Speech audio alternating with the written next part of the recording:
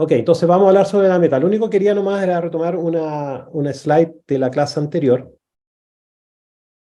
donde le mostré que el grupo Renault solamente en Francia tiene venta aproximadamente por 30.000 millones de dólares al año, ¿ya?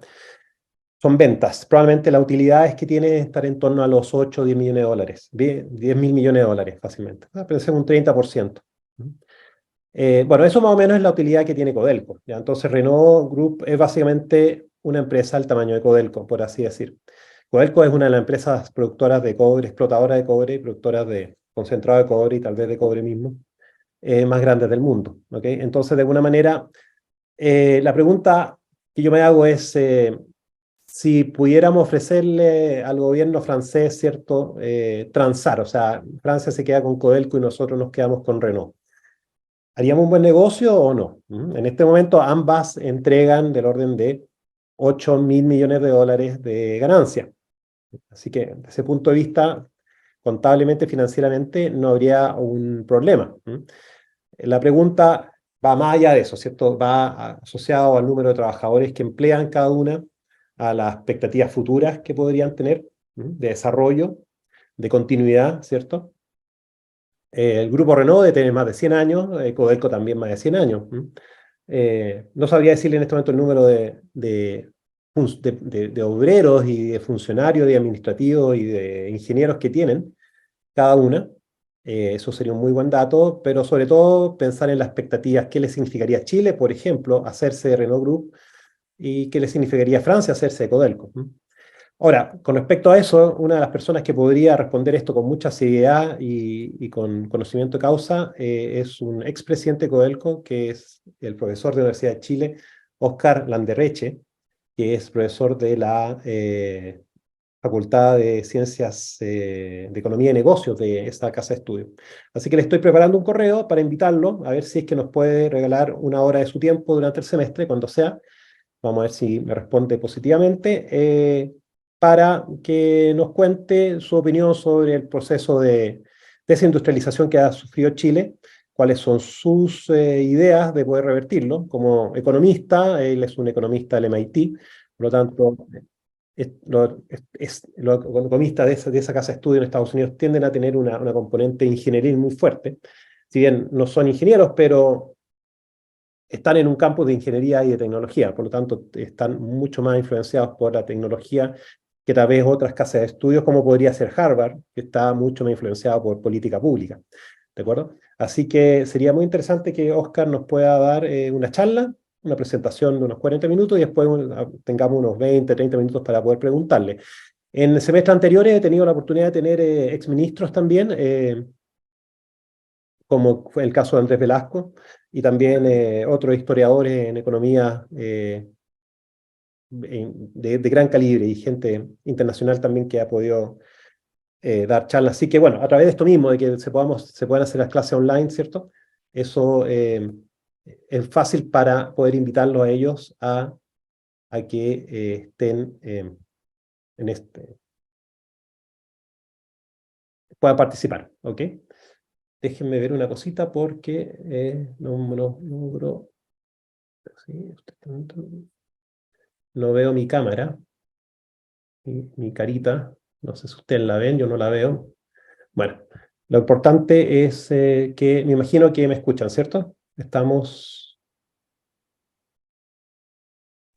Sí, profe, sí se escucha. Me escuchan, ya, perfecto. Es que nuevamente estoy saliendo por el celular, así que a veces puedo tener intermitencia. Bueno, lo más importante es que esto se está grabando y que vamos a poder, ¿cómo se llama?, subir esto.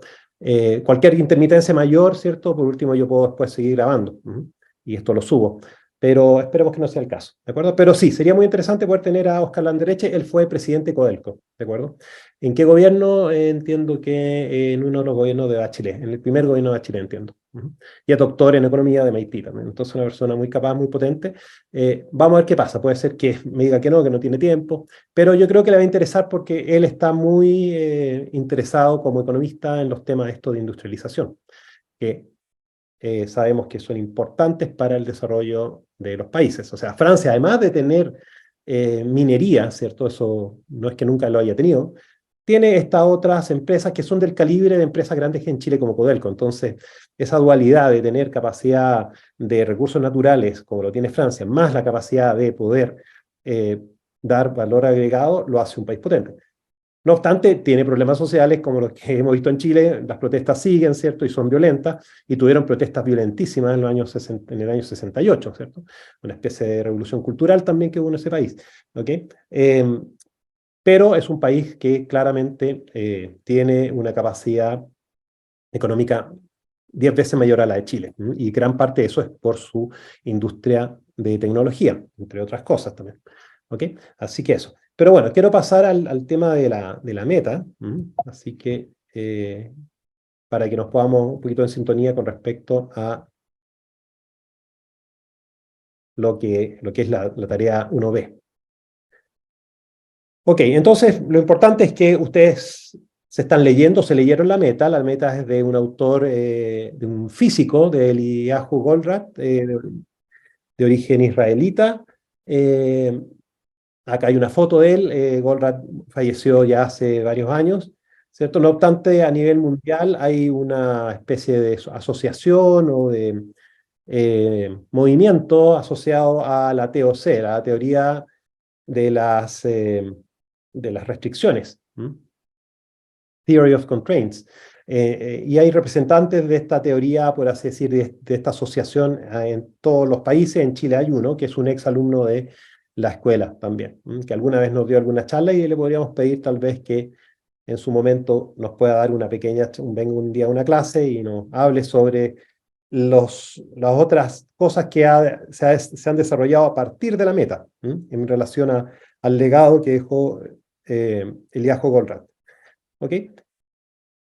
Pero queremos entonces hacer un pequeño repaso, porque tal vez algunos de ustedes se lo leyeron hace varias semanas, otros se lo estarán leyendo, otros tal vez no se lo han leído, y van a tener que leer igual, porque esto va a ser parte de la materia que se les va a preguntar en la I1 del 13 de abril, ¿cierto? Entonces, bueno, una de las preguntas, la más básica y que también suena fuerte, ¿cierto? Es, la respuesta es fuerte. ¿Cuál es la meta de toda empresa? ¿Cierto? Yo cuando leí esta meta, que fue en el año 1997, ¿cierto? La respuesta no era tan contraproducente, tal vez, pero hoy día puede causar algunas molestias, ¿cierto? Por su definición. Voy a poner acá el chat porque parece que ya nadie ha puesto chat, parece, y déjenme ver si puedo ver manitos. Voy a acá poner la lista de si alguien quiere. Okay. Si alguien pregunta, Profe, sí, me interrumpen nomás, no es problema, porque no estoy viendo ah, ya, perfecto. Sí, dime Es nomás. que tengo una duda porque resulta que la meta, bueno, yo no soy industrial y la verdad es Ujú. que el único curso como de economía que he tenido ha sido Introducción a la Economía y eso fue ya hace bastante tiempo, Sí, sí, entonces exacto. la meta habla de bastantes términos industriales. ¿Qué tan profundo tenemos que saber acerca de todos esos términos industriales que yo la verdad no entendí la mayoría en la I1? Bueno, es leerse la meta como libro, ¿cierto? No voy a entrar al detalle de Ya, preguntar qué pasa en la página 5, no. Pero las preguntas que vamos a empezar a contestar ahora apuntan un poquito a eso, para tu tranquilidad, ¿de acuerdo? Así que, y vale. bueno, y un poco también esto mismo de visitar o sea, tú que ya, como hemos dicho, tú no has estado muy vinculado con el ámbito industrial. Eh, no es tampoco tanto más lo que creo yo en beneficio puedan tener tus compañeros, salvo los compañeros de industria que han hecho el curso de gestión de operaciones donde también leen la meta, ¿ok?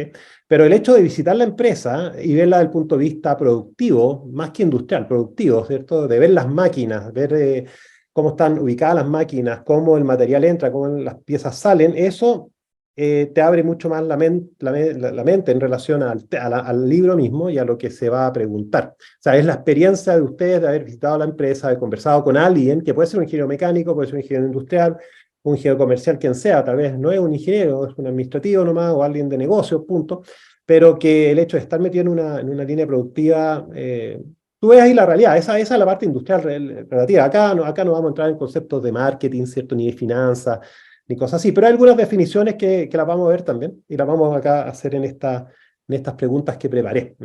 Así que yo creo que tranquilo con eso. Pero veamos estas preguntas primero y veamos a ver qué opinas después. una de las preguntas es justamente cuál es la meta de toda empresa. Entonces, no sé si alguien me puede decir, según la meta, el libro, cuál sería la meta de toda empresa. Ganar dinero. Ganar dinero, ¿cierto? Déjame ver quién es. Entonces, bueno, esa respuesta, que es muy simple, ganar dinero. Cuando yo leí este libro en el año 97, sí, la mentalidad era mucho más, tal vez, materialista en esa época. Pero hoy día sí ganar dinero, a muchas personas les puede chocar porque hay empresas que no ganan dinero y tienen otro fin, un fin mucho más noble de hacer, ¿cómo se llama? Reciclaje de materiales, ¿cierto? Están las famosas empresas B, etcétera. O sea, hoy día hay mayor conciencia del mundo en general y que las empresas juegan un rol que pueden tanto producir daño en el mundo o al revés, reducirlo. Entonces, pero bueno, esto es un libro que hay que leerlo en torno, hay que comprenderlo en torno a la época, fue un libro que salió el año 1995, diría yo, pero en la esencia, finalmente, toda empresa toda empresa productiva tiene que ganar dinero, tiene que generar rentabilidad, o si no, no crece. Y vamos a ver que el crecimiento es importante, porque el crecimiento implica, económico, implica reinversión, y la reinversión está asociada a que los activos de cualquier empresa productiva se van a envejecer con el tiempo, se van a dañar. Eso es parte de la ingeniería mecánica pura, ¿cierto? La corrosión, el daño superficial, el uso, la mantención, todo eso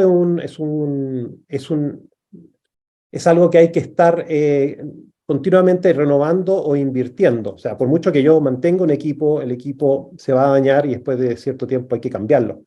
Y si yo no tengo utilidades como para hacer eso y reinvertirlas, en otras palabras, si no tengo la ganancia suficiente de dinero, mi negocio, mi producción, tarde o temprano va a fracasar. Ok, así que acá por lo menos también, ganar dinero lo puso en el chat de Fabián Sánchez, no sé si fue el mismo Fabián quien habló, bueno, si no, no es el fin del mundo, pero sí, lo pueden también contestar acá en el chat, ok, yo lo estoy viendo. Entonces, claramente ganar dinero, eso está súper claro. Esa es la base del libro, o sea. Ahora, la pregunta es cómo se gana dinero según el libro. Eso ya un poquito más elevado. No sé cómo lo plantea el Goldratt, ¿cierto? Para él, ¿cuál es la forma de ganar dinero? Estamos siempre en el contexto de una empresa que produce, a partir de materia prima, produce un producto. Pero ¿qué es lo que dice Goldratt con respecto a eso? De ese producto. ¿Qué tiene que pasar con ese producto? ¿Tiene que estoquearse nomás, llenarse en una bodega o hay algo más? O sea, Vender. tenía una fórmula de ingresos netos, inventario y gastos de operación. Perfecto, súper bien. Vamos a ir tal vez hilando más fino, pero justamente es eso. Pero acá me responde Francisco Tauto que es vender el producto. Esa es la meta de una empresa. Si yo voy a producir algo, lo que sea, por ejemplo, me imagino algo simple, voy a hacer clavos o pernos. Bueno, yo tengo que vender esos pernos, tengo que lograr que Home Center o alguna ferretería me los compre. No saco nada con llenarme de pernos en mi bodega y jactarme de que, mira, tengo una tonelada de pernos bonitos, brillantes, plateados. Si nadie los compra, no tengo dinero, o sea, no fui exitoso desde ese punto de vista. Justamente acá Victoria habla de venderse nuevamente y lo más importante menciona la palabra throughput. ¿Ya? Y ese es un término importante, una palabra que no tiene una traducción directa al español. Es mejor usar throughput, ¿cierto? Y throughput, la pregunta es, ¿qué es el throughput? ¿Cuál sería la definición? ¿Qué es lo que entendieron de throughput ustedes? De alguna manera ya lo hemos estado mencionando. ¿Qué es lo que es el throughput? El throughput sabemos que es la producción, es lo que sale finalmente de esta caja negra que es la empresa, pero ¿qué característica tiene que tener esa producción? ¿Alguien lo puede conectar con lo que hemos estado hablando? ¿Qué tiene que pasar con la producción? Tiene que venderse, ¿cierto? ¿Ok? O sea, el throughput son las piezas terminadas que se logran vender. ¿Ok?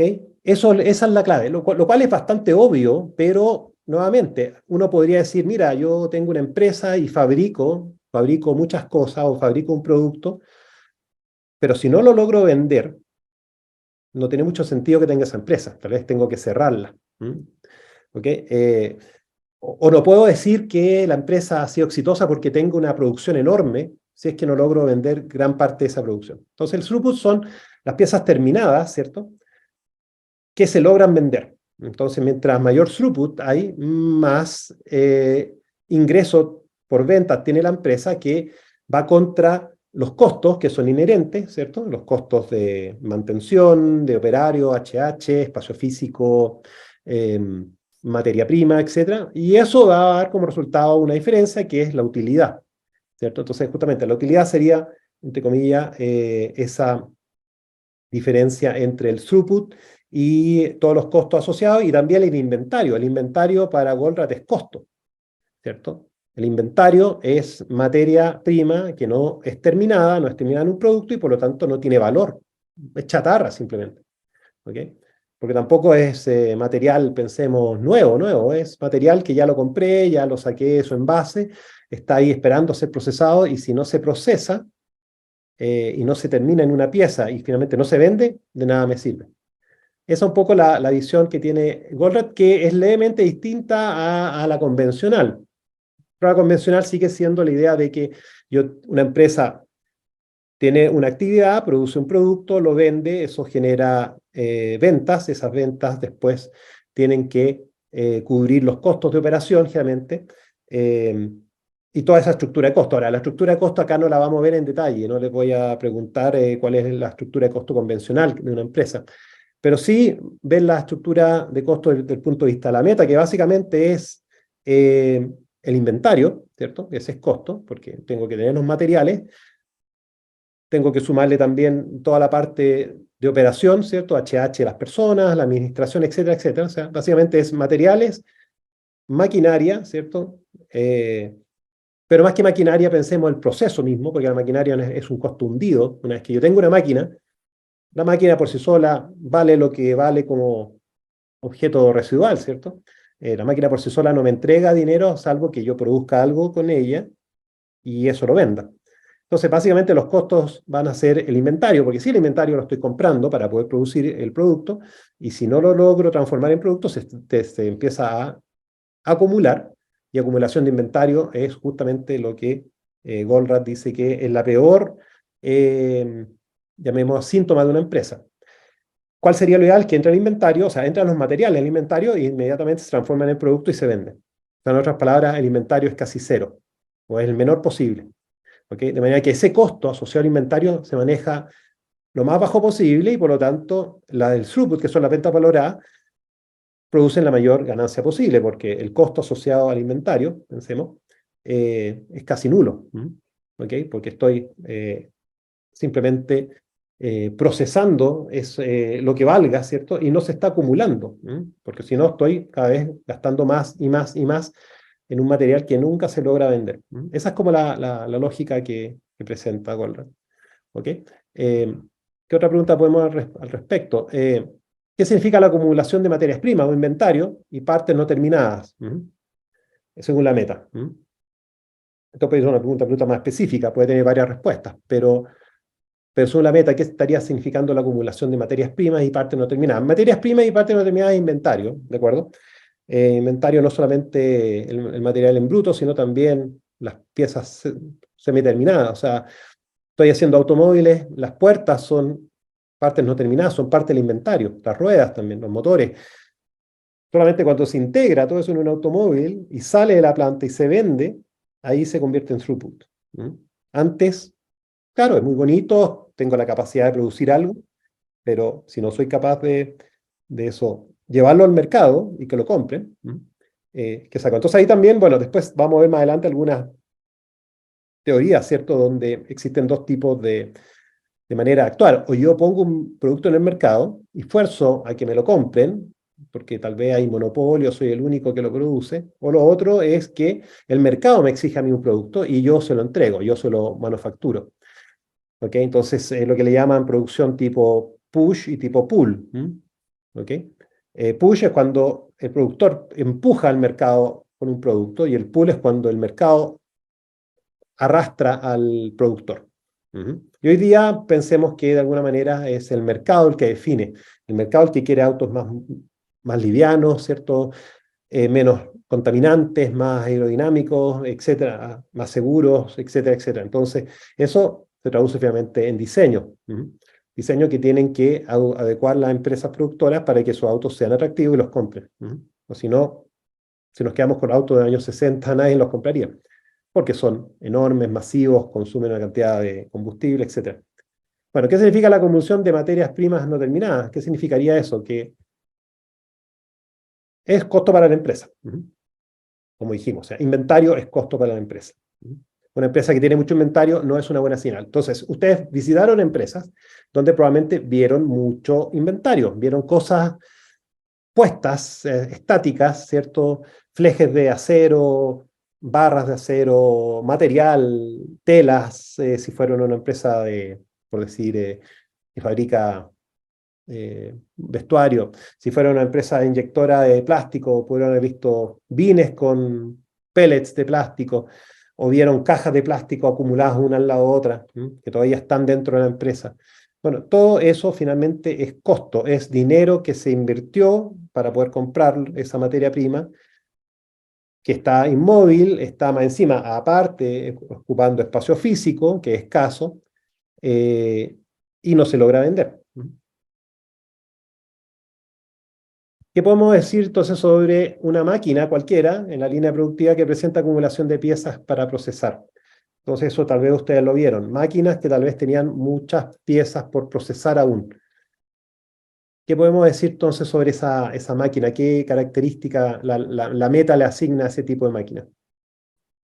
Exactamente, está bien, súper bien. Es un cuello de botella en la línea. Es una máquina cuello de botella.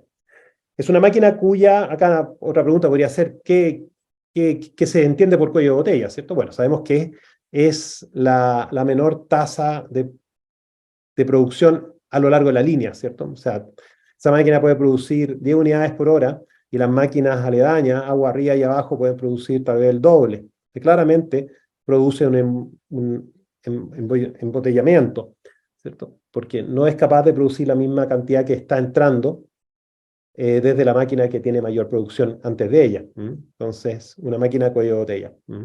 Súper bien. Bueno, esto es más trivial, ¿cierto? Bueno, ¿quién es Alex Rollo o Rogo? ¿Qué cuento tiene este hombre en el libro? ¿Quién es Alex? ¿O no se acuerdan de Alex? No estoy equivocado, no se llama Alex, ¿no? Es el gerente de la planta. Perfecto, el gerente de la planta. Es un gerente, un ingeniero mecánico probablemente, que entra a esta empresa productora de sistemas, llamemos electromecánicos, cosas así, y se encuentra con el problema de que no logra cumplir los plazos de entrega también. Ese es otro motivo que por qué puedo perder mercado, porque si toda mi producción se atrasa, se ralentiza y no cumplo con la entrega de 100 piezas tal día, tal hora, simplemente la próxima vez no me van a comprar, van a ir a la competencia o también me van a aplicar multas, ¿de acuerdo? Entonces, claro, Alex está en ese gran problema de que no es capaz de cumplir en ciertos productos con los tiempos y, como sale acá, gente de producción de la planta, y bueno, se topa ahí por casualidad en un aeropuerto con quien era su profesor de física, como tal vez les va a pasar en el futuro. Ustedes se van a topar con profesores de matemática, de física, de ingeniería, ¿cierto? Más adelante, en cualquier parte, ¿cierto? En el aeropuerto, en el home center, en la playa, donde sea. Y bueno, empiezan a conversar como exalumno profesor y el profesor le pregunta dónde estás trabajando y él dice, estoy trabajando como ingeniero de producción en una planta productiva. Y como que el profesor, ¿cierto?, le empieza a leer un poco las manos, empieza como a decir, entonces tus problemas son esto y esto y esto. Y le pregunta, pusiste robots, ¿cierto? Estás pensando poner robots, ¿cierto? Y Alex le dice, sí, pusimos robots o vamos a poner robots, etc. Entonces vas a tener todos estos problemas con los robots. ¿Cierto? Los robots aparentemente hacen la pega mucho más automática y no alegan y no hay problemas de paro, etcétera, etcétera. Pero si la línea productiva en donde hay un robot no está calibrada para que el robot haga su trabajo bien, va a ser un dolor de cabeza tremendo, porque el robot no es capaz de, hasta el momento, sobre todo en esa época, en el año 1995, de discernir si es que la pieza la cual tiene que soldar o cortar o marcar lo que sea, llega en una posición incorrecta, el robot no sabe. El robot sabe solamente hacer su operación bien, pero no sabe si necesariamente la pieza llegó en la ubicación correcta, en la posición, con las tolerancias, etc. Así que, y también empieza a ver que hay problemas de cuellos de botella y lo empieza remotamente, por teléfono, por así decir, o fax en esa época, a dar instrucciones a él y al equipo de trabajo de Alex, ¿cierto? Y se convierte realmente en todo un gran grupo. Bueno, de alguna manera, este profesor de física no es nada menos que el Yahoo Goldratt. La gracia de la meta es que una novela, como ustedes lo vieron, y hacer una novela debería entrar mucho más fácil en los conceptos. Y más encima, si después los ven en una planta físicamente, no se les olvida nunca esto. ¿Ya? Así que, y bueno, y para quienes van por el lado industrial y no han hecho gestión de operaciones, están de alguna manera avanzando en lo que también les van a preguntar por ese lado. Bueno, ¿qué más dice la meta? Bueno, lo guía en detección de los cuellos de botellas y otras cosas más. Mencioné el tema del robot porque me acordé ahora también de ese detalle del libro. ¿Qué representa Herbie? ¿Quién es Herbie en la historia? Porque es una novela, ¿cierto? Que no solamente habla de la planta, sino también de la vida privada de Alex, que está casado, tiene hijos, se está separando la señora, pero tiene que también llevar a su hijo a una excursión, ¿cierto? Entonces, ¿quién es Herbie? ¿Y qué representa? ¿Y qué le hace pensar a Alex lo que sucede con Herbie? Herbie era un niño medio gordito, parece, Sí, sí, los demoraba en la caminata del cerro. exactamente, exactamente. Lo está demorando. Porque ¿cuál es la meta de esa excursión, finalmente? Para los papás, para los profesores, los papás, son niños pequeños, ¿cierto? ¿Cuál es la meta para ellos? No es ganar dinero, la meta tiene otro sentido, no sé si se acuerdan, es que todos llegan al campamento, ¿cierto? Se les pierde un niño, que a la crema. Entonces tienen que llegar todos en patota, pero siempre hay niños más ágiles, más deportistas, niños y niñas, ¿cierto? Más atléticos también. Y Herbie parece el menos preparado para esto, como bien dices. Entonces, al estar menos preparado, está representando el cuello de botella del grupo de excursión, porque el que está marcando el paso del avance de ese grupo de excursión. ¿Ok? Entonces, ahí donde Alex ve esta y dice, pero esto es lo mismo que me está pasando a mí en la planta productiva. O sea, Herbie es la máquina que produce a menor tasa. Entonces, ¿qué tengo que hacer ahora con Herbie acá en la excursión? Esa es la otra pregunta. ¿Qué medidas aplican a Herbie? Hay dos medidas importantes. Justamente, el niño cuello de botella, justamente, Hugo, bien. Lo ponen primero en la fila, para que él determine el paso. Eso, perfecto. ¿Y qué más aprovechan de hacer también? Ya que hay muchos niños más que hacen.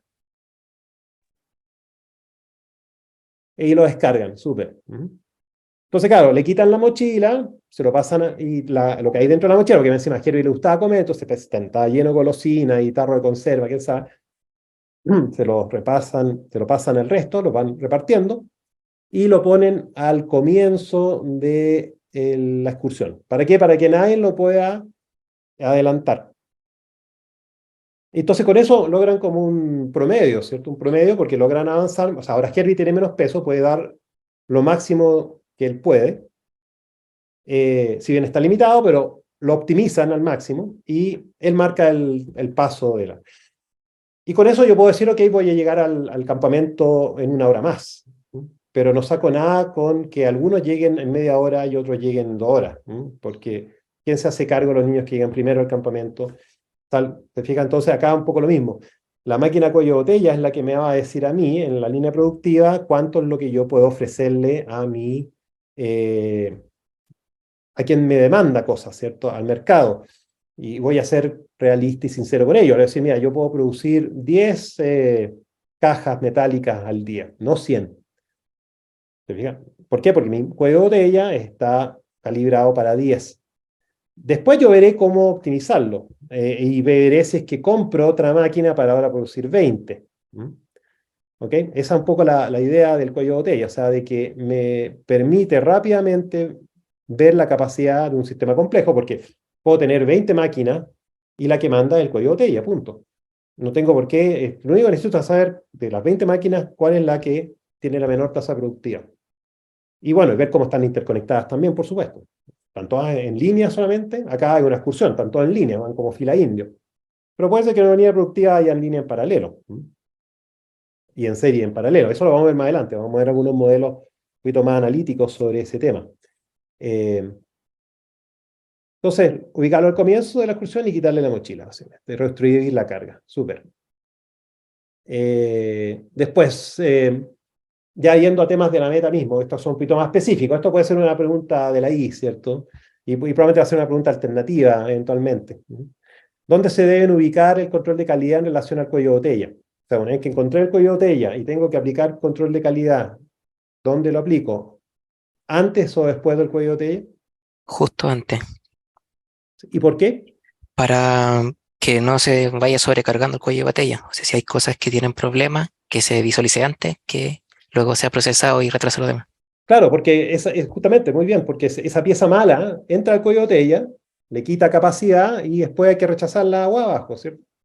Esa es la lógica. Entonces, hace bastante sentido las cosas que se proponen en la meta. O sea, de alguna manera, Elias Goldberg lo que está haciendo, aplicando cosas bastante sensatas y bastante obvias, entre comillas, ¿cierto? Y mucho también extraído de la física misma, de sistemas en general, de lo que sea, para poder modelar un sistema complejo como una línea productiva, ¿cierto?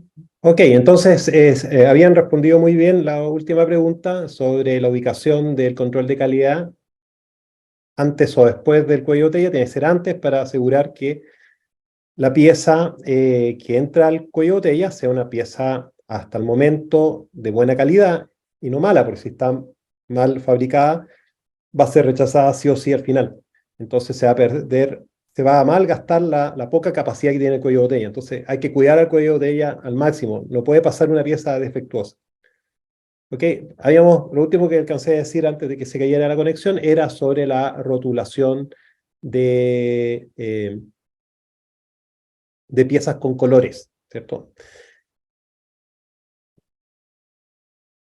¿Qué logran con eso, ¿cierto? ¿Cuál es también la idea detrás de esto, de ponerle colores a ciertas piezas? ¿Qué es lo que se quiere? Justamente, muy bien, José. Es darle prioridad, como dice José, ¿cierto? Darle prioridad a ciertas piezas para que pasen por el cuello de botella y no se atrasen y por lo tanto puedan llegar después a otro lugar donde se ensamblan y son parte de un producto final. Eso puede obviamente hacer mucho sentido cuando hay varios productos fabricándose simultáneamente y hay muchas piezas compitiendo por entrar al cuello de botella.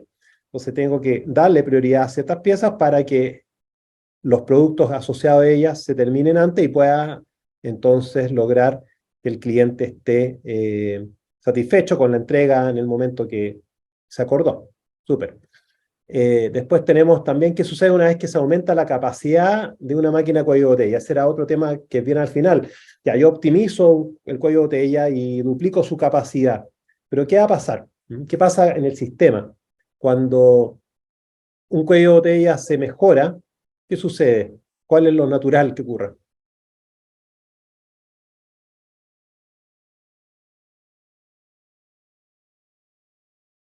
Recuerden, tenemos varias máquinas, todas las máquinas tienen diferentes tasas de producción, entonces la que era cuello de botella ahora deja de ser cuello de botella. Naturalmente va a aparecer otro cuello de botella. Muy bien, Manuel, excelente, es lo más lógico y se menciona en el libro. Es la idea. Así que otra máquina se convierte en cuello de botella. Entonces, un poco, ¿cuál es la gracia del libro? Es que cuando termina, el libro no termina con Alex 100% contento, porque hay trabajo que hacer. En ese aspecto, el autor, Goldratt, fue muy inteligente, ¿cierto? Con esto dejar mecha para más adelante, ¿cierto? Y no es el último, no es el primero ni el último libro que escribió, o sea, ha escrito muchos libros sobre la meta mismo y después sobre la TOC, la teoría de restricciones. ¿Okay? O sea, en otras palabras, optimizo una planta y siempre va a haber un nuevo cuello de botella que va a determinar la nueva capacidad de la planta. Entonces voy a tener que volver después a optimizar ese otro cuello de botella, pero va a aparecer otro. Entonces estoy tapando por así decir, un agujero y aparece otro, y tapo el otro y aparece el otro. Eso es un proceso de nunca acabar. ¿Okay? Eso es un poco lo que uno queda, la sensación, me acuerdo, cuando uno termina de leer el libro, que esta cosa no se acabó ahí con la meta, sino tiene que haber un segundo libro y después finalmente una teoría de cómo se maneja este problema. Pero es un problema que es interesante porque, bueno, la producción va a ser siempre algo real y siempre va a tener que eficientarse y optimizarse, y la competencia con otros productores también va a tener algo que decir. Claro, es posible decir cuál es el mejor cuello de botella. Bueno, es una buena pregunta. O sea, claro, yo podría decir, pero va a estar asociado a quién me está demandando el producto, ¿cierto? Puede ser que, si veo que me están pidiendo más piezas de las que puedo producir, bueno, tendría que entonces buscar cuál es el cuello de botella para tratar de acercarme a satisfacer lo que quiera el cliente. Y si aún no me da para satisfacerlo 100%, voy a tener que aumentar la capacidad de producción de ese sistema, comprando una máquina nueva, como sea. Pero claro, yo podría también rankear todos los cuellos de botella o saber cuáles podrían ser los que debería activar o no. Pero generalmente voy a tapar uno y va a venir uno en la lista, que va a ser el menos eficiente. Y ese, bueno, si tiene un impacto en el producto final, va a ser importante. Claro. Puede ser que no tenga un impacto muy fuerte, o sea, su peso en la fabricación del producto no sea tanto, o bien sea fácil también de arreglarlo, lo arreglo y va a surgir otro. Pero hay que pensar que siempre un producto, pensemos un auto, que tiene, no sé, 15.000 piezas o las que sea, cosa que falta una pieza y el auto no se puede vender. Entonces, aunque esa máquina produzca, no sé, una cierta pieza pequeña dentro de la auto, la tiene que producir a la tasa necesaria para que llegue al momento del ensamble y la tasa de producción de la fábrica no se detenga o no baje. Así que, claro, yo creo que ver cuál es el mejor cuello de botella, si bien se menciona en la meta ese tema, es como difícil verlo. Yo creo, habría que ver el problema mismo, qué es lo que está pidiendo el mercado y qué tan complejo es el producto. Y la última pregunta, pero buen aporte, Victoria, gracias. ¿Qué son los sucesos dependientes y las fluctuaciones estadísticas? Son dos temas que también aparecen en el libro y que son bastante más complejos, son más de una naturaleza más estocástica. Pero, no sé, ¿quién me podría decir qué entenderíamos por sucesos dependientes? Justamente, son pasos que requieren consecución, o sea, que están concatenados uno con otro. O sea, uno se requiere para avanzar al otro, o uno puede afectar el otro, ¿cierto? Un tratamiento térmico de una pieza, si se hace mal, va a afectar finalmente en la dureza o la capacidad de mecanización de la pieza posteriormente. Entonces, están dependiendo uno del otro, eso es lo que dice justamente. Y las fluctuaciones son variaciones en torno a un punto medio, ¿cierto? Es un tema estocástico, probabilístico, ¿cierto? Es lo impensable, ¿cierto? Toda máquina, como vamos a ver un poquito más adelante, va a tener una cierta tasa de falla, una tasa de falla promedio, que yo la obtengo midiendo con una serie en el tiempo el comportamiento de la máquina. Si la máquina, yo la cronometro y veo cada cierto cuánto tiempo pasa desde la última vez que se detuvo, ¿cierto? Entonces tengo una tasa de falla y claramente, ahora, sobre esa tasa de falla promedio puede haber un evento estocástico, aleatorio, que me detiene la máquina cuando menos esperaba yo hacerlo. O sea, tengo un pedido por 100 piezas, estoy justo en una capacidad de 100 piezas, pero la máquina cuello de botella se malogra, ¿cierto? Y deja de funcionar espontáneamente. ¿Qué hago ahora, cierto? No puedo cumplir los 100 y voy a tener que pagar multa, o simplemente el cliente la próxima vez no me va a comprar. Entonces, ¿cómo me cubro las espaldas frente a fluctuaciones estadísticas? tengo un tercero que me va a hacer la pega o tengo una máquina redundante ahí, detenida, esperando que ocurra una fluctuación estadística y ahí la prendo. Eso igual es una inversión fuerte, alta, pero entonces, bueno, esas son las realidades que puede enfrentar una empresa. Ahora, frente a eso, probablemente uno lo que va a tratar, y el equipo de venta, de tener una buena relación con el cliente y tratar de sacar esas asperezas, ¿cierto? Y tener una buena relación con el cliente para que él entienda la situación y tenga una holgura y me diga, ya, perfecto, te voy a dar un par de días más, ¿cierto? Pero cuando estamos hablando de productos complejos, nuevamente, de automóviles, que tienen muchas piezas, que son piezas complejas y donde las producciones son del orden de 1000 al día, 1000 automóviles al día, estos problemas son casi imposibles que ocurran, porque si no, atrasan el proceso tremendamente. ¿Okay? Y realmente quienes han sido eficaces en lograr esa eficiencia, ¿cierto? Han sido los japoneses. Los japoneses fueron los primeros que empezaron a un poco a aplicar muchas de estas técnicas que menciona la meta. Se aplicaron antes de que se escriba la meta de alguna manera. El autor Goldratt se basa también o está dando a conocer algunos de los aspectos de las estrategias que los japoneses implementaron, pero son estrategias que a su vez ellos, como les conté, creo yo en una de las clases anteriores, nacen de la producción de Ford. Ford es el que realmente optimiza la planta en su momento a un nivel muy, muy fino para esa época, para 1900, cualquier cosa entre 1910 y 1930, pero esa idea después los japoneses la llevan a práctica a través de algunos temas que son conocidos, ¿cierto? El JIT, el Just in Time, ¿cierto? ¿Qué significa Just in Time? Que el compromiso que yo tengo de producción hacia un tercero se cumple cabalmente. No hay espacio para yo atrasarme. Si me piden 100 piezas tal día, tal hora, yo tengo que ponerla en la línea productiva de quien me la está pidiendo. Entonces, en Japón, la producción de un automóvil se atomiza en muchos proveedores que van entregando estas piezas según un calendario y un programa súper estricto, y ellos se comprometen a toda costa a cumplirlo. O sea, esa pyme pequeña que tiene que entregar 100 piezas que va a ir al automóvil, si al día anterior se rompe se malogra una máquina, bueno, probablemente el dueño de la empresa, al ser una pyme pequeña, se va a poner él mismo a trabajar con alguna otra máquina. O sea, si estamos hablando que tenía un torno CNC de última generación automatizado, pero también tiene algunos tornos manuales y le pasa esto en el torno CNC, probablemente él va a tomar el torno manual y se va a poner a mecanizar. ¿Okay? O sea, él está consciente de que estas fluctuaciones estadísticas ocurren y que hay que ser capaces de solventarlas, ¿cierto? Y superarlas de la manera más económica, ¿cierto? Entonces, bueno, cuando eso sucede, ¿cierto? Cuando el jefe de la pyme es también quien puede mecanizar, aunque su día a día no es mecanización, pero él lo sabe y lo hace porque, bueno, se formó como ingeniero, como sea, pero también se preocupó de hacerlo.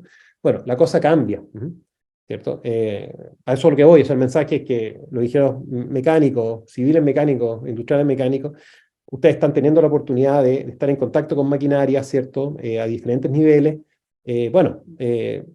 Han habido, y he tenido muchos ejemplos de exalumnos que ellos saben tornear, saben mecanizar, y hoy día son gerentes y no lo hacen, pero probablemente si lo tuviesen que hacer, lo van a hacer. Y eso es muy potente, esa combinación de esa capacidad de hacer cosas manualmente y demostrárselo a tus subalternos, créeme que va a generar en la persona, él o ella, un respeto enorme por parte del subalterno, porque no lo van a ver solamente como alguien que solamente se está dedicando a firmar negocios solamente, sino alguien de que se puede meter bajo el automóvil, ¿cierto? A la hora de hacerlo y ensuciarse las manos.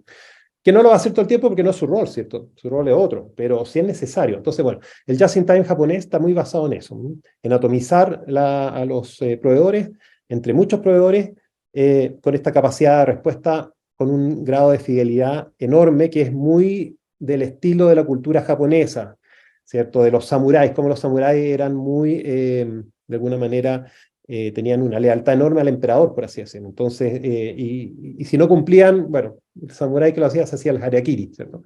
A ese nivel, a ese extremo. Bueno, esa cosa, si se lleva a la época actual, permitió que los japoneses sacaran automóviles muy económicos en su fabricación versus el auto norteamericano, y eso puso en jaque la industria norteamericana en los años 60, 70, ¿cierto? Y sabemos que el auto japonés es de muy buena calidad, tan buena calidad como el auto alemán, ¿cierto?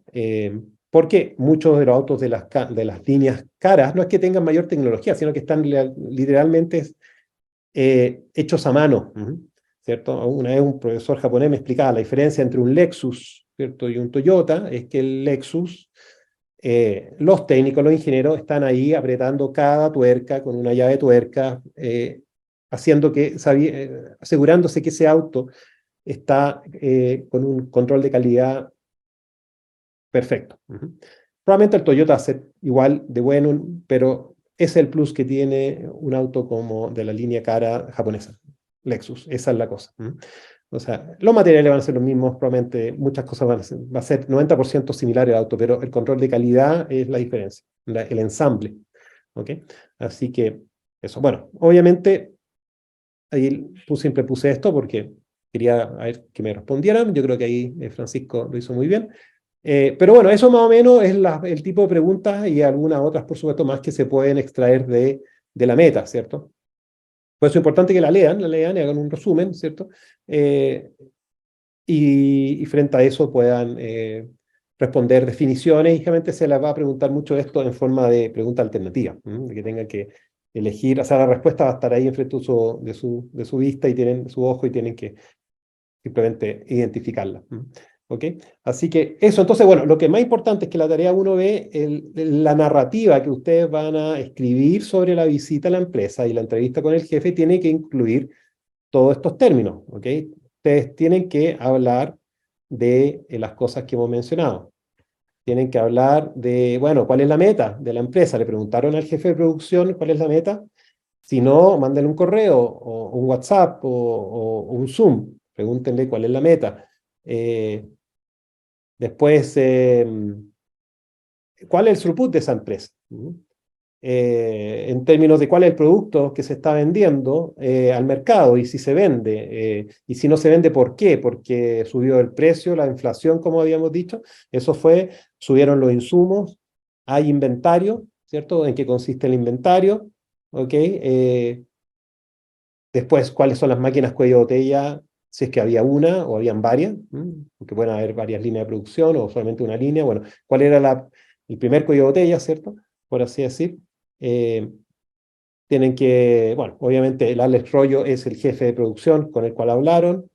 Después ustedes son un poco el profesor de física, ¿cierto? Ustedes son los que están hablando con la persona y hasta incluso lo pueden estar guiando. Si el dueño de la empresa, el jefe de producción, jefe de planta, nunca le dio la meta, ustedes le podrían dar, entre comillas, una especie de consultoría al respecto. Decirle, oye, ¿por qué no hace esto y esto y esto? Y no debería pasar desapercibido el jefe de planta si es que nunca le dio la meta. Pero yo diría que hoy día gran parte de los ingenieros y los técnicos han leído este documento, un documento ya de más de casi 30 años. Bueno, pueden también ocupar la analogía de Herbie, decir, mira, visitamos tal planta, había una máquina, la cual era el cuello de botella, por lo tanto nosotros le pusimos Herbie y bla, bla, bla, bla. O sea, es importante que esa narrativa, ese informe sea también un poquito agradable, leer, lúdico, que no sea una cosa fome, ¿cierto? O sea, que sea, qué interesante, o sea, que se lea rápido. Eso es importante, pero que toque los temas de la meta, para eso hicimos leer la meta primero. ¿Ok? ¿Qué medidas se aplicaron al Herbie de la empresa que ustedes tuvieron? ¿O qué medidas están aplicando o van a aplicar? Puede ser que no tenían idea que había un Herbie y ahora el jefe de producción dijo, sí, sabes, tiene toda la razón, vamos a considerar hacerle mantención más seguida o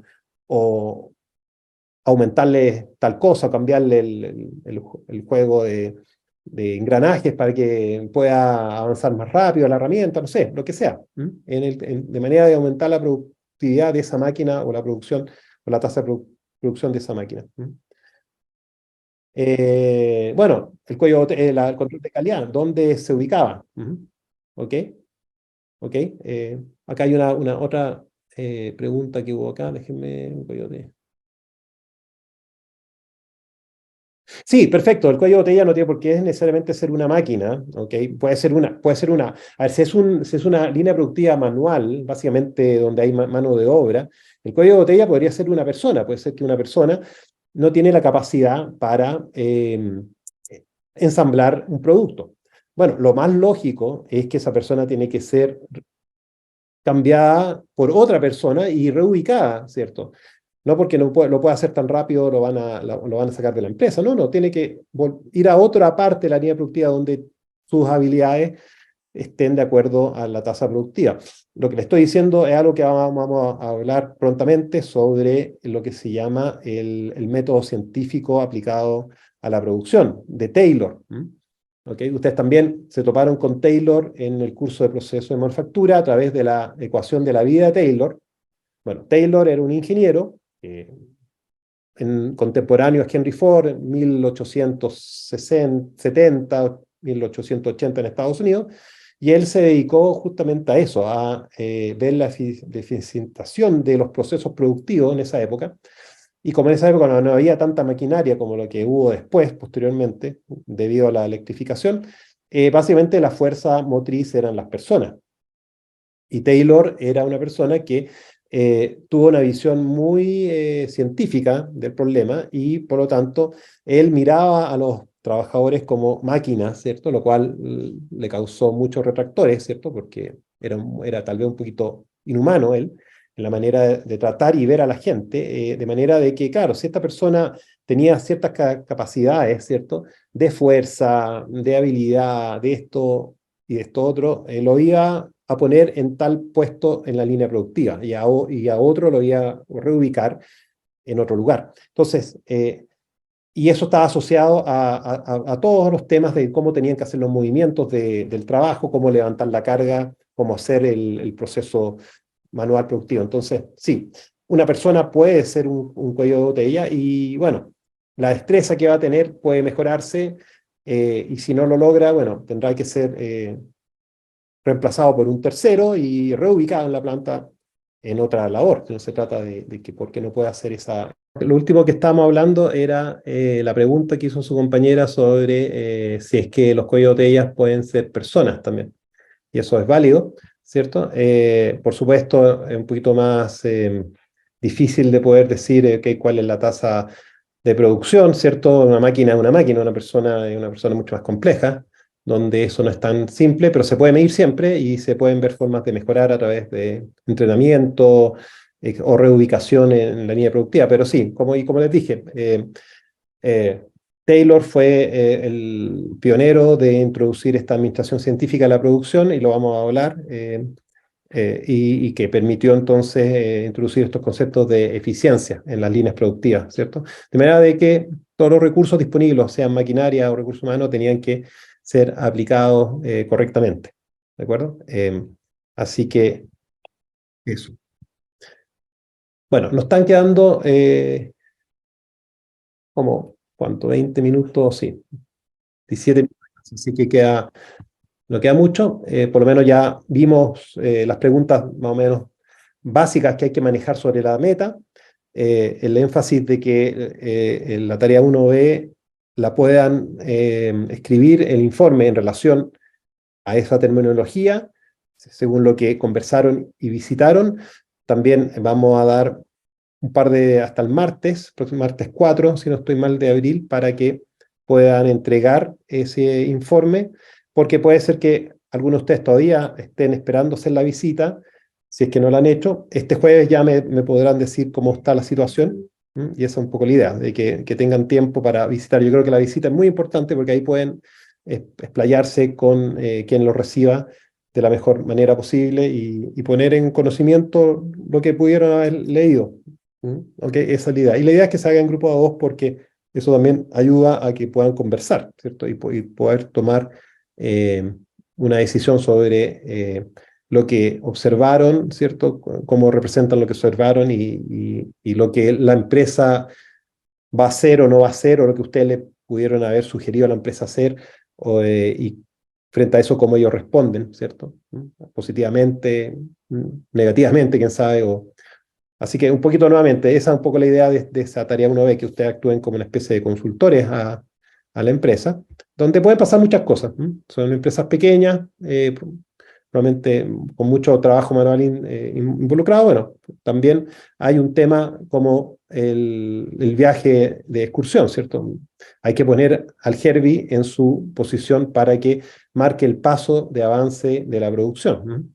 También se puede aplicar. Entonces, no solamente tiene que ser únicamente para maquinaria, sino también para personas y, lógicamente, una mezcla también entre maquinaria y personas. ¿Ok? Así que eso. Bueno, en los últimos minutos vamos a cerrar para ir avanzando también un poquito. Estábamos dentro de lo que era la historia de la manufactura, ¿cierto? Y bueno, es fascinante porque la manufactura está desde que hay registros de la humanidad, ¿cierto? De alguna manera, incluso si uno lo lee en el Génesis, ¿cierto? En el Génesis, en el momento de que Adán y Eva son expulsados del paraíso, ¿cierto? Ellos tienen que arreglárselas con sus propias manos, ¿cierto? Literalmente, y ahí surge la manufactura, ¿cierto? O sea, y desde cuándo hay registros de objetos manufacturados a partir más o menos de 4.000 años antes de Cristo. Pero obviamente es una manufactura bastante rudimentaria, ¿cierto? Pero que va evolucionando y en algunos casos es sorprendente, ¿cierto? Lo que lograron algunas civilizaciones hacer varios miles de años atrás, ¿cierto? Y eso no me estoy solamente refiriendo a la edad de piedra, ¿cierto? Cosas mucho más cercanas a la época de probablemente la civilización egipcia, ¿cierto? O sumaria, etc.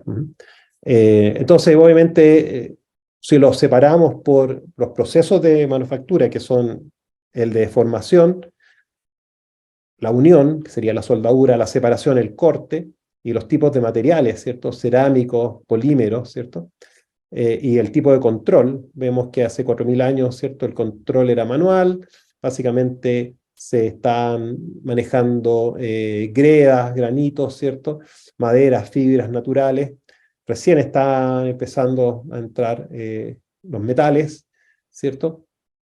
Como el oro, la plata, el cobre, materiales que tenían un bajo punto de fusión, así que probablemente con una fogata ya uno podía fundir esos minerales, ¿cierto? Y empezar a ver de que se separaban al licuarse las rocas, ¿cierto? Se separaban en diferentes líquidos con diferentes coloraciones y ahí empezaron a ver de que se podían separar y que de esa manera podíamos tener algo que sería oro, algo que sería plata, cobre.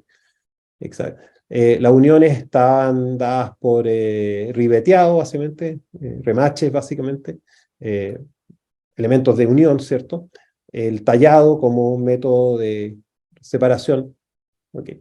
Ya 1.200 años antes de Cristo, ¿cierto? Ya hay laminación, ya los metales se están laminando, ya se logran separar, se tiene algo que es cobre, algo que es, mejor dicho, bronce, algo que es hierro, y se logran laminar en cantidades del gas para poder conformar utensilios, ¿cierto? Está la unión a través del brazing, de utilizar algún otro elemento de menor punto de fusión que al derretirse entra entre dos superficies metálicas y la une, ¿cierto? La base de la soldadura por cautín, ¿cierto? Y en separación ya obviamente hay posibilidades de perforar y de cortar por sierra, ¿cierto?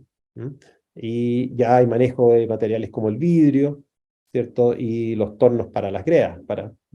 Y traer un tipo de control era la rueda. Ya la rueda de madera era una forma de poder producir rotación y poder darle simetría a los objetos. 1.000 años antes de Cristo ya está, llamemos la época del hierro, llamemos. Viene la del bronce primero, después la del hierro, y ahí hay forja de estos metales y se pueden producir utensilios de todo tipo, armas, por supuesto. Eso es lo que da paso de una época a la otra, ¿cierto? Cuando el hombre ya logra manejar el hierro, los que tenían ese control de ese tipo de materiales lograban hacer armamento, armas, ¿cierto? Espadas, escudos mucho más resistentes frente a los que eran de bronce y tenían supremacía entonces. Así que eso marca una época y ya habían formas de cortar el hierro a través de sierras, ¿cierto? Y prensado de vidrio también, y con eso ya se logran hacer también vasijas y ventanales, ¿cierto? De ese material. Bueno, y hasta que llegamos al año cero, ¿cierto? Donde ahí ya está el Imperio Romano, y el Imperio Romano tiene bastante tecnología para esa época. Pueden ya empezar a forjar hierro, un pseudoacero, ¿cierto? El acero nace como consecuencia porque, nuevamente, todos estos metales tienen que ser fundidos, ¿cierto? A través de fogones que requerían utilización de madera. El carbón que estaba ahí presente se mezclaba con el hierro y empezaba a darle algunas propiedades especiales a ese nuevo material, dando el acero. Si bien el acero es bien una aleación de hierro donde el control de carbono es muy específico, muy fino. Son más bien, llamemos, fundiciones, sería la palabra correcta. Y bueno, los métodos de control hasta el año cero pasan también por las palancas, las poleas, los ejes, la prensa de tornillos, las manivelas, etc.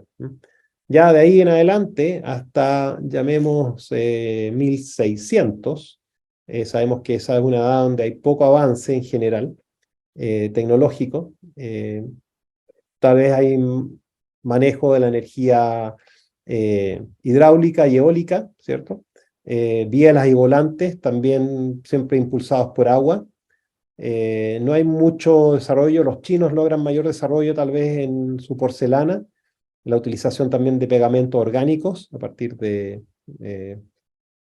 grasa orgánica, pieles orgánicas, etc. Hay capacidad de trefilación de alambre, laminado, ¿cierto? Toda esta edad media feudal es una edad donde hay mucha fabricación de corazas, ¿cierto? De los caballeros feudales, etc. Así que, pero la cosa empieza ya a tomar una nueva imagen a partir de, ya vemos, 1750, ahí empieza la revolución industrial. Se empieza a gestar ya desde 1600 en Inglaterra, pero en 1800 donde realmente se logra, empiezan los avances a tomar una aceleración enorme. Y empiezan a ocurrir estos desarrollos, ¿cierto? Como, llamemos así, la máquina de vapor, ¿ya? La máquina para hilar y la máquina para tejer, ¿cierto?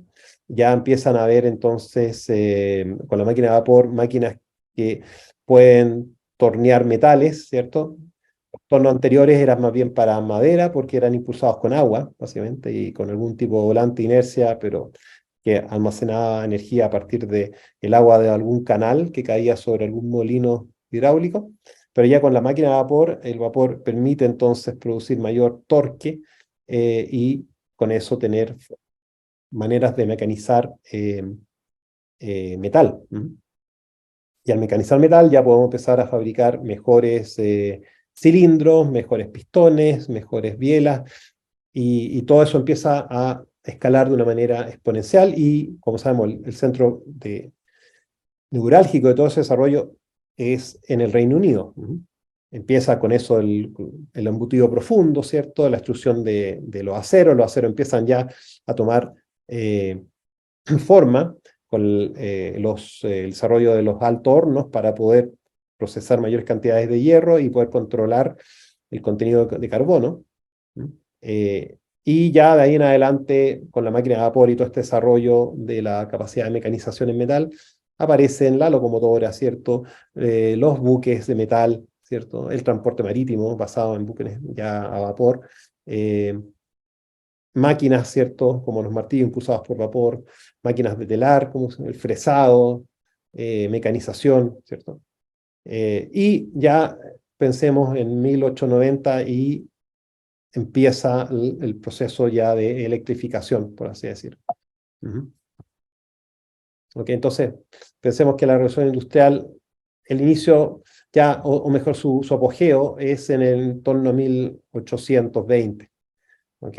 O sea, cuando Chile estaba en un proceso de independencia, los países latinoamericanos, ya la revolución industrial en Inglaterra estaba casi más que presta, ya la máquina de vapor ya funcionaba, por así decir, era un invento operativo en esa época. Y es algo que nuevamente venía arrastrándose de 1750 aproximadamente. ¿Ok? Y nuevamente en 1880, 1890 ya empieza esta era de la producción en masa, la estandarización, que es uno de los aspectos que permite la fabricación de piezas intercambiables, ¿cierto? Y permite también poder tener un throughput, o si utilizamos los términos de la meta, considerablemente alto en términos de fabricación de productos que, bueno, lo importante es que se vendan, ¿cierto? Y también en esa época, 1880, 1890, empieza la electrificación. A partir de la fabricación la invención del dínamo, ¿cierto? Se construye el motor eléctrico que, al ser impulsado con fuerza hidráulica proveístas probablemente de las cascadas, ¿cierto? De las cataratas que habían disponibles en algunos lugares geográficos, empieza a haber generación de energía eléctrica. Ahora, lo importante es que ese fenómeno se traspasa desde Estados Unidos, ¿cierto? Desde Inglaterra hasta Estados Unidos, desde 1820 a 1890 aproximadamente. Durante esos 70 años, Estados Unidos empieza a, bueno, beneficiarse de la revolución industrial directamente, ya que fue colonia inglesa, si bien se independizaron antes de ese periodo, pero justamente después ya, pensemos así, hacen las paces nuevamente con la colonia y el país, como se llama, que los colonizó, ¿cierto? Y de alguna manera tienen una buena relación industrial, técnico-industrial. O sea, muchos americanos, norteamericanos van a Inglaterra, aprenden y vuelven y llevan la tecnología a Estados Unidos, ¿cierto? Y eso después empieza a tomar vía propia y la revolución de electrificación empieza o toma lugar en los Estados Unidos inicialmente. ¿Sí? Y eso permite ya dar un salto a lo que es la segunda revolución industrial. ¿Ok? Es bueno mencionar de que la globalización, ¿cierto? Con el descubrimiento de América, aporte que viene del lado de España, ¿cierto? Pensemos que también ayuda a todo este proceso, porque el mundo ya deja de ser solamente Europa, sino se amplían las fronteras y permite el comercio, y el comercio va a permitir entonces que todos los productos de la revolución industrial puedan después también, de alguna manera, si no venderse, transarse o utilizarse como moneda de cambio, para así capturar recursos naturales que muchos de estos países como Inglaterra no tenían o no contaban. Entonces, esa es un poco la moneda de cambio, producir artefactos sofisticados, ¿cierto?, con valor agregado a cambio de materias primas para poder producir otros y nuevos productos, ¿cierto? Esa fue como la historia que se empieza a repetir, como vamos a ver más adelante. Interesante que entre 1820 y 1880 se define como la era más mecánica del mundo, donde todo lo que es la ingeniería mecánica ahí está en boga. Que la revolución que cambió todo, las invenciones mecánicas, las industrias, el trabajo por salario, ¿cierto? Era tanto interesante como también aterrorizante, ¿cierto? Por manejar estas máquinas enormes que se movían, por eso se llaman las locomotoras, ¿cierto? Porque era una cosa que se movía de manera loca, ¿cierto? Desquiciada y peligrosa. Eso empieza ya a tener cambio en la familia, en el día a día de la familia, ¿cierto? En el sentido tanto de los trabajos de los padres, ¿cierto? Y de los hermanos, hijos, ¿cierto? Y de las ambiciones que se pudieron haber generado. Acá hay imágenes del museo, este es el museo de Ford, ¿cierto? Donde, bueno, es el museo básicamente de la revolución industrial, donde se muestran las diferentes máquinas que se concibieron, diseñaron y fabricaron, la hiladora, ¿cierto? Máquinas para arar la tierra, los armamentos que se empezaron a fabricar también en esa época, sobre todo en Estados Unidos, con el fin, no solamente en un comienzo de Estados Unidos para poder asegurar su independencia de Inglaterra, sino para también poder colonizar todo el continente. Y no solamente para defenderse de los nativos que estaban ahí, sino también y también no solamente defender, sino también desplazarlos, sino también de defenderse de la naturaleza.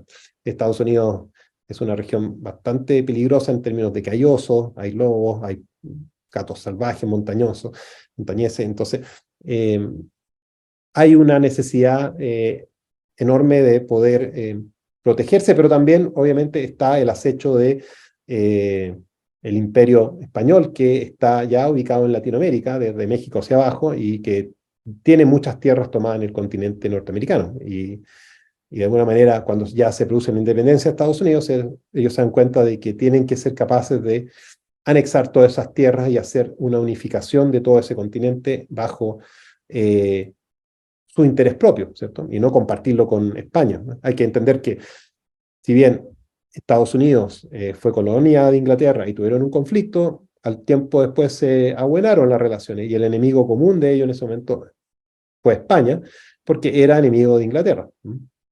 Entonces, el desarrollo de todo este armamento cumplía muchas funciones: protección personal, independencia en su momento, protección contra los animales, guerra con los nativos, pero también evitar de que España tomara control del continente.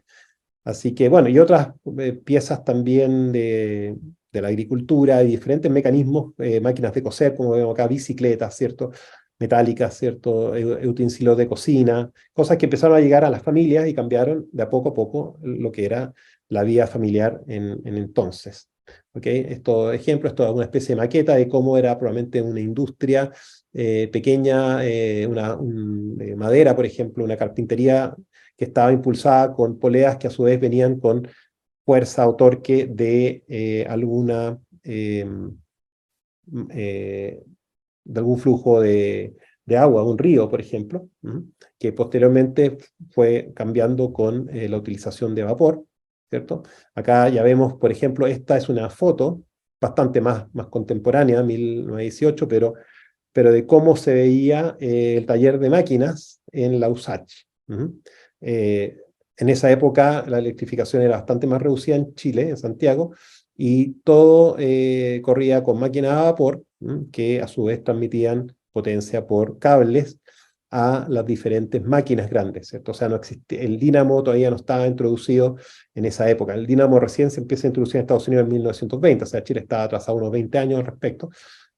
Básicamente estas poleas están transmitiendo torque a las máquinas, a los tornos, a las fresas, y ese torque proviene de una gran central de vapor que está ubicada en alguna parte. Bueno, al poco tiempo, la introducción de la electricidad cambia completamente el panorama de estas fábricas, porque ya todas estas poleas, ¿cierto? Y desaparecen completamente, más que hay que imaginarse lo peligroso que era estar cerca de una de esas cosas que se movían a alta velocidad y que podían producir algún accidente.